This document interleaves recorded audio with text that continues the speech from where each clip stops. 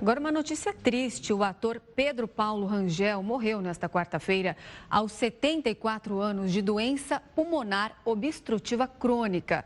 Segundo a OMS, a doença é a terceira maior causa de morte no mundo e registra alta incidência no Brasil. Para falar sobre isso, eu converso agora com o médico pneumologista João Carlos de Jesus. João, bem-vindo ao News 19 horas. Uma boa noite para você. Eu queria que você começasse explicando para a gente o que seria essa doença pulmonar obstrutiva crônica. Boa noite, Renata. Muito obrigado pela oportunidade de conversar com vocês sobre o tema. A DPOC, que é a sigla da doença pulmonar obstrutiva crônica, é uma doença muito comum no nosso meio que as pessoas muitas vezes nunca ouviram falar. Muitas vezes a DPOC é chamada de enfisema ou de uma bronquite pelo uso de cigarro. A DPOC hoje ela já é classificada pela OMS como a terceira causa de morte no mundo, acometendo em mais de 300 milhões de pessoas ao longo do globo, né? E aqui no Brasil nós temos uma grande população que foi exposta à inalação de fumaça por tabagismo passivo ou ativo ao longo da sua vida, e esse configura o principal fator de risco para que essas pessoas desenvolvam essa doença.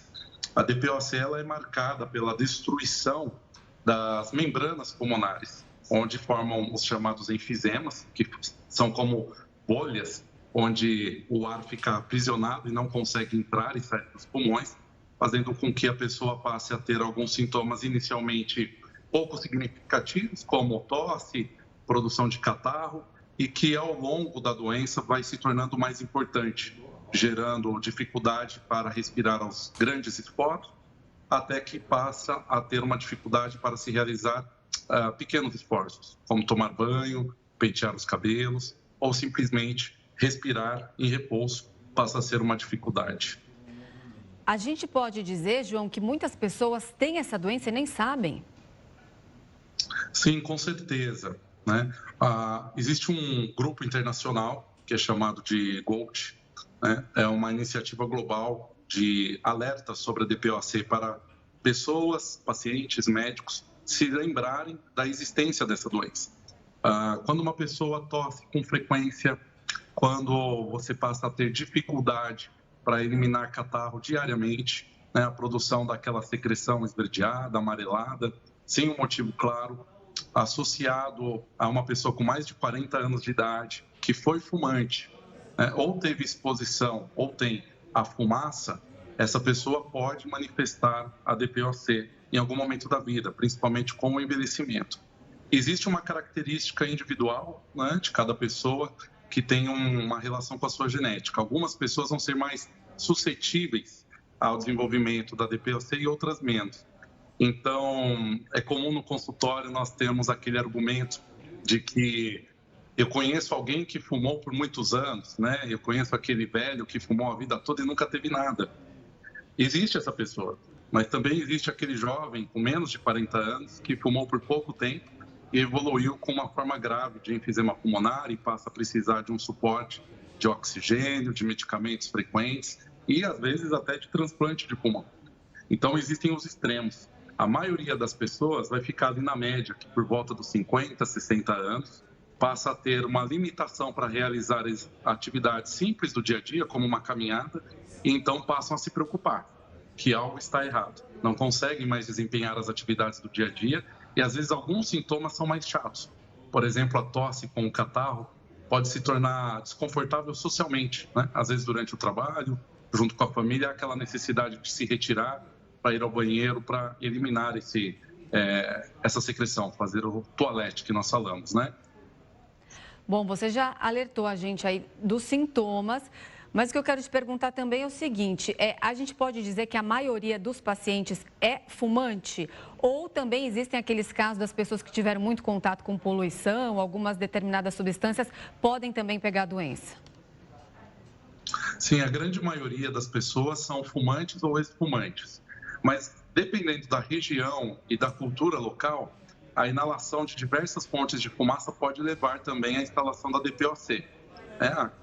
Eu estou falando, por exemplo, do interior de São Paulo, nesse momento, da cidade de Campinas, e aqui no interior é muito comum o uso, né, ou foi no passado, algumas chácaras, sítios ainda tem o fogão a lenha, né? O fogão a lenha de antigamente, né, de 30, 40, 50 anos atrás, ele não era tão eficiente quanto os que nós temos hoje com boas chaminés. Então, era muito comum que numa casa geralmente mais simples, mais humilde, tivesse o fogão a lenha dentro da cozinha e aquela fumaça ela não ia para fora de casa de uma forma adequada. Então, a parede ficava preta, as pessoas tinham todo aquele cuidado para manter uma aparência melhor, mas não se tinha a preocupação de não respirar aquela fumaça, né? Algumas dessas casas tinham até um quartinho do lado da cozinha onde ficava o fogão a lenha. Então, geralmente a mulher da casa ia preparar ali o alimento e se fechava dentro desse quartinho e ficava respirando essa fumaça. Então, é muito comum na história de pessoas que tiveram fogão a lenha, né, 30, 40 anos atrás, manifestar a DPOC numa fase mais tardia, na terceira idade, né, numa fase em que outros problemas vêm surgindo e aí aparece a falta de ar e quando nós investigamos, acabamos diagnosticando uma pessoa com DPOC, com enfisema, com bronquite e que nunca fumou, só teve a inalação à fumaça do seu fogão a lenha, né? Então, existem algumas profissões que podem estar mais expostas, né?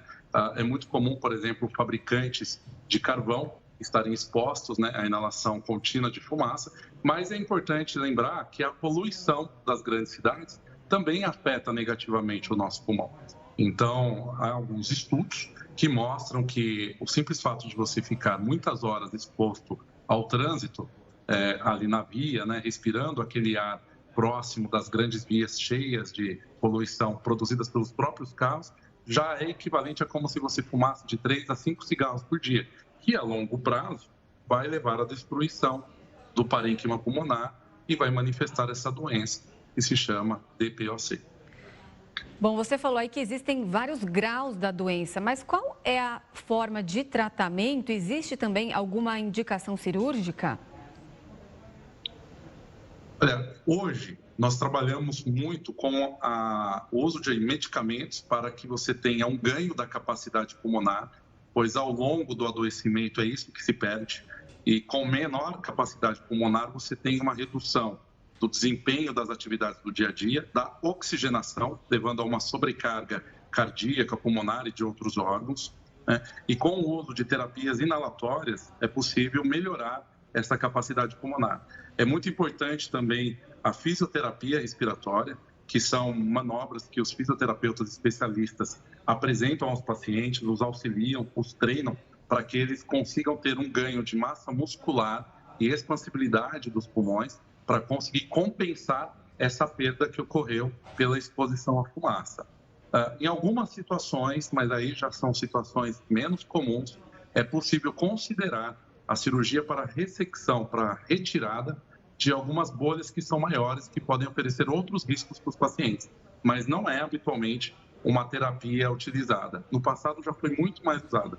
Hoje nós priorizamos os cuidados com exercícios, com medicamentos, com alimentação, né, com a prevenção de crises, de exacerbações, né?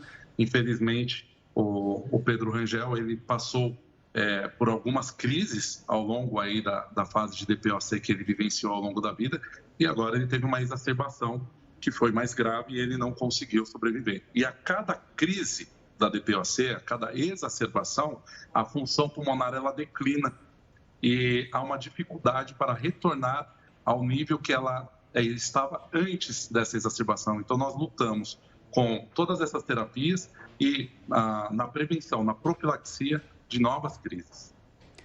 Tá certo, a gente conversou com o médico pneumologista João Carlos de Jesus. Agradeço demais as suas explicações. Uma boa noite, até uma próxima. Boa noite. Até mais.